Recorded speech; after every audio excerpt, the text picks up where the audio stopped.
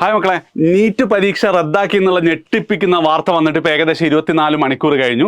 And എനിക്ക് തോന്നുന്നത് നിങ്ങളൊക്കെ ഒന്ന് ഉറങ്ങി എഴുന്നേറ്റപ്പം ആ ഒരു യാഥാർത്ഥ്യമായിട്ട് പൊരുത്തപ്പെട്ടിട്ടുണ്ടാവും അല്ലേ. അതായത് നമ്മൾ എഴുതിയ നീറ്റ് പരീക്ഷ ക്യാൻസൽ ചെയ്തിട്ടുണ്ട്. ഇനി ഏകദേശം ഒരു മാസമൊക്കെ കഴിഞ്ഞതിന് ശേഷം ഒന്നും കൂടെ നീറ്റ് എക്സാം എഴുതേണ്ടി വരുന്നു നിങ്ങൾക്കൊക്കെ ബോധ്യം ഉണ്ടാവും.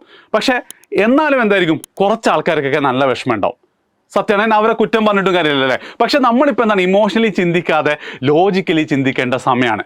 അത് മക്കളെ, ഈ വിഷമമുള്ള കുട്ടികൾ ആരൊക്കെ ആയിരിക്കും മെയിൻലി? അതായത് ഒരു 640 മാർക്കിൻ്റെ മുകളിലൊക്കെ കീ വെച്ചിട്ട് നോക്കുമ്പോൾ സ്കോർ ചെയ്ത കുട്ടികൾക്ക് ബാക്കി എല്ലാ അനാലിസിസ് നോക്കുമ്പോൾ വളരെ സേഫാണ്. കേരളത്തിൽ തന്നെ ഏതെങ്കിലും ഒരു ഗവൺമെൻറ് MBBS കിട്ടും.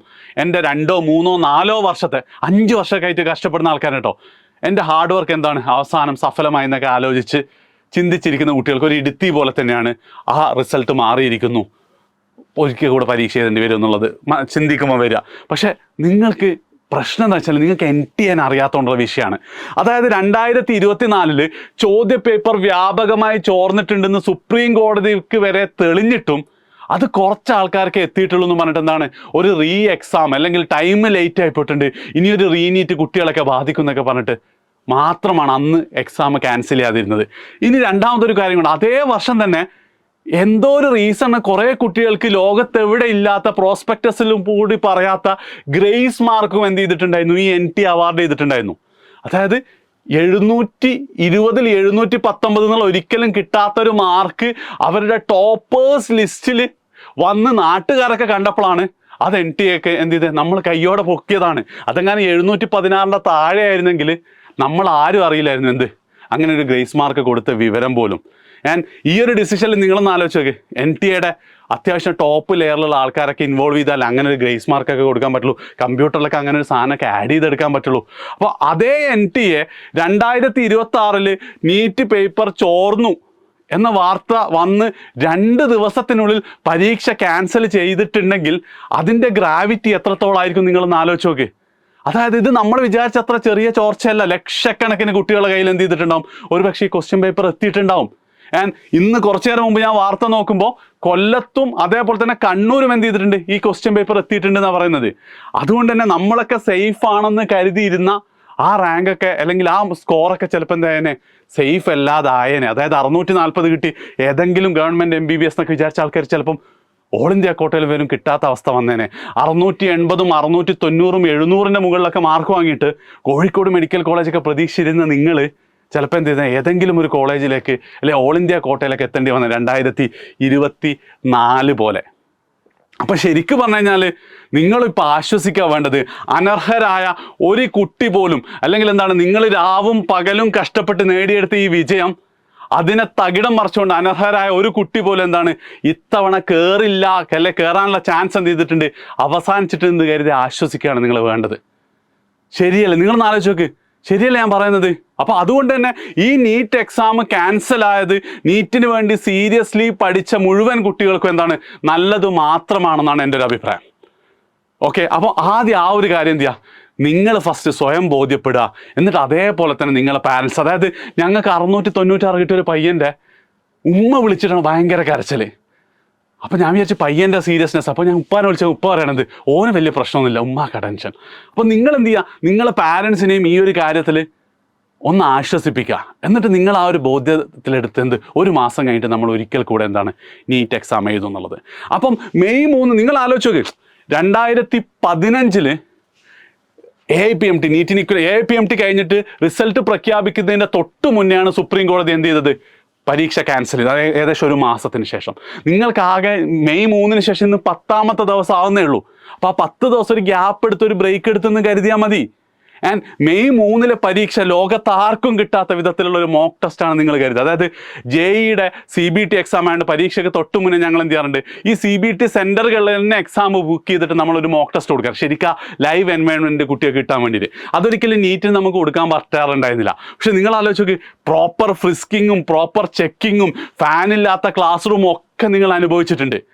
ആ അനുഭവത്തിൽ നിന്നും കൂടെ ഊർജ്ജം കൊണ്ടുവേണമെന്ന് ചെയ്യാൻ ഇനി അങ്ങോട്ട് നിങ്ങൾ പരീക്ഷ എഴുതാൻ. അതേപോലെ മറ്റൊരു കാര്യം കൂടെ, ഇതെല്ലാവരോടും കൂടിയാണ് കേട്ടോ. അതായത് ഇപ്പം നമുക്ക് 700 മാർക്ക് കിട്ടിയ കുട്ടി പറയുന്നത് അവൻ തെറ്റിപ്പോയ ക്വസ്റ്റ്യൻസ് എന്താണ് ജസ്റ്റ് കെയർലെസ് മിസ്റ്റേക്ക് ആയിരുന്നു. ഇതെല്ലാവർക്കും ഉണ്ട്. 600 550 മാർക്ക് കിട്ടിയ കുട്ടികൾക്കൊക്കെ എന്തുണ്ട്, ആ ഒരു മിസ്റ്റേക്കൊക്കെ തിരുത്താനുള്ള ഒരു അവസരമല്ലേ ഇത്. അതേപോലെ തന്നെ നിങ്ങളൊക്കെ പ്രത്യേകിച്ച് മാർക്ക് കുറവുള്ള കുട്ടികൾ, അല്ലെങ്കിൽ ഒരു 620ൻ്റെയും 500ൻ്റെ ഇടയിലുള്ള കുട്ടികളൊക്കെ ആ ഒരു ജനുവരി ഫെബ്രുവരി ആകുമ്പോഴൊക്കെ നിങ്ങളൊന്ന് ആലോചിച്ചിട്ട് നോക്കിയിട്ടുണ്ടായിരുന്നില്ലേ, ഒരു മാസം കൂടെ കൂട്ടി കിട്ടണേ ഞാൻ തകർത്തേനെന്നുള്ള ആ ഒരു മാസമായിട്ട് എന്ത് ചെയ്യുക, നിങ്ങൾ ഈ ഒരു മാസത്തെ കാണുക. അങ്ങനെയാണെങ്കിൽ ഇറ്റ്സ് ഗുഡ് ഫോർ ഓൾ. അതായത് നിങ്ങൾക്കൊക്കെ എന്താണ്, ഒരു തിരിച്ചു വരവിനുള്ള പടച്ചോൻ കൊണ്ടെത്തുന്ന ഒരു അവസരമായിട്ട് എന്ത് ചെയ്യുക, ഇതിനെ നിങ്ങൾ കാണുക.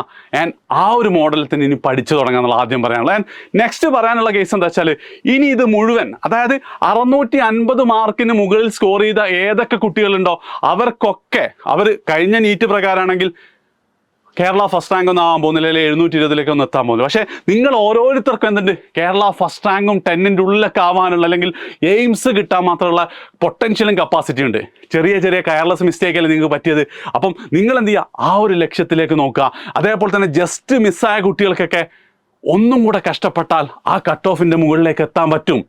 അപ്പം ആ ഒരു മോഡലിൽ തന്നെ ഈ ഒരു മാസം നിങ്ങൾ കാണുക എന്ന് മാത്രമല്ല, ഇതിൽ അൾട്ടിമേറ്റ്ലി ഇതിന് എന്തായി മാറുകയാണ്, ഒരു ടോട്ടൽ മെൻ്റൽ ഗെയിം ആയിക്കൊണ്ടിരിക്കുകയാണ്. അവിടെ നിങ്ങൾ എന്ത് ചെയ്യുക, റിലാക്സ്ഡ് ആയിട്ട് നിങ്ങളുടെ ഇൻസ്റ്റിറ്റ്യൂട്ട്, കോച്ചിങ് സെൻ്റർ എന്താണോ പറയുന്നത് അത് നിങ്ങൾക്ക് ശരിയാണെന്ന് തോന്നുകയാണെങ്കിൽ അത് അതേപടി അങ്ങോട്ട് ഫോളോ ചെയ്യുക. ഞാൻ ഇപ്പോൾ റെക്കമെൻഡ് ചെയ്യുന്നത്, നിങ്ങൾ ഹോസ്റ്റലിൽ പഠിച്ച കുട്ടികളാണെങ്കിൽ വീട്ടിലിരുന്ന് പഠിക്കാൻ നോക്കരുത്, ഹോസ്റ്റലിൽ തന്നെ പോയി പഠിക്കുക എന്നുള്ളതാണ്. അവർ വിളിക്കുന്നുണ്ടെങ്കിൽ അതേ ഹോസ്റ്റലിൽ നിങ്ങൾ പോവുക, അവർ പറയുന്ന ഹോസ്റ്റലിൽ അവർ പറയുന്നത് പോലെ തന്നെ ചെയ്യുക. അടുത്ത ഒരു മാസം നിങ്ങൾക്ക് എങ്ങനെ നോക്കിയാലും ഒരു 15 മണിക്കൂറൊക്കെ ഡെയിലി പഠിക്കാൻ പറ്റും. ആ 15 മണിക്കൂർ വെച്ചിട്ട് എന്ത് ചെയ്യുക, നിങ്ങൾ പഠിക്കുക. ഉറപ്പായിട്ടും കഴിഞ്ഞ നീറ്റ് എക്സാമിൻ്റെ സ്കോറിൽ, പരീക്ഷ ടഫാണ്, സ്കോറൊക്കെ കുറയുമല്ലേ, പക്ഷേ കഴിഞ്ഞ നീറ്റ് എക്സാമിലെ സ്കോർ വെച്ച് നിങ്ങൾക്ക് കിട്ടാവുന്ന എന്ത് റാങ്കാണോ അതിനേക്കാൾ ഒരു 100 റാങ്ക് മേലോട്ടേക്ക് നിങ്ങൾക്ക് ഈ ഒരു മാസം നല്ല രീതിയിൽ പഠിച്ചാൽ നിങ്ങൾക്ക് കിട്ടും. ഇനി കുറച്ച് കുട്ടികളും കൂടെ സാർ ഈ പറയുന്നതൊക്കെ ഒരു 550 മാർക്കിൻ്റെ മുകളിലുള്ള കുട്ടികൾ, താഴത്തെ കുട്ടികളോട് നോക്കുകയാണെങ്കിൽ നിങ്ങൾ ആലോചിച്ചു, നിങ്ങൾക്ക് 30 ദിവസമുണ്ട്. 30 ദിവസത്തിൽ നിങ്ങൾക്ക് ഏറ്റവും ടഫായിട്ടുള്ള മാർക്ക് പോയിട്ടുണ്ടാവും ഫിസിക്സിലായിരിക്കും. ഡെയിലി എന്ത് ചെയ്യാൻ പറ്റും, ഫിസിക്സിൽ ഓരോ പാഠം വെച്ച് നിങ്ങൾക്ക് പഠിച്ച് തീർക്കാൻ പറ്റും അല്ലേ. ഒരു 5-8 മണിക്കൂർ നിങ്ങൾ ഫിസിക്സിന് കൊടുക്കുക, അല്ലെങ്കിൽ നിങ്ങൾക്ക് അറിയാത്ത പാഠത്തിന് കൊടുക്കുക. ബാക്കി സമയം നിങ്ങൾ റിവൈസ് ചെയ്യും, ബാക്കി സമയം നിങ്ങൾ ക്വസ്റ്റ്യൻ ചെയ്യും.